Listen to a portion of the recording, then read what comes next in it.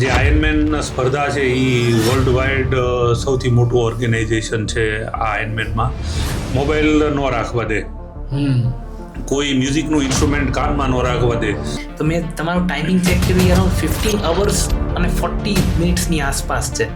તો 15 અવર્સ આખા દિવસમાં 24 કલાક હોય, 15 કલાક આખી આ દરમિયાન દિમાગમાં કેટલા વિચારો આવતા હોય, ક્યારે આમ થઈ હાલને હવે મૂકી દઈ, તો એને તમે કેમ જીત કરો છો? મારે જીવનમાં વર્લ્ડની જે ટફમાં ટફ ઇવેન્ટ હોય ને એ આપણે કરવી. એ ફૂલ આયર્નમેન કહેવાય, જેને વર્લ્ડની ટફેસ્ટ ઇવેન્ટ કહેવાય. જે ઇટલીની ઇવેન્ટ હતી એમાં એવું થયું કે એક છે ને વચ્ચે 200 મીટરનો હિલ આવતો હતો. પહેલી વાર હિલ ચડાવ્યો ને ત્યારે મારી ચેન ખરાબ થઈ ગઈ હતી, પણ એ તો રિપેર થઈ ગઈ.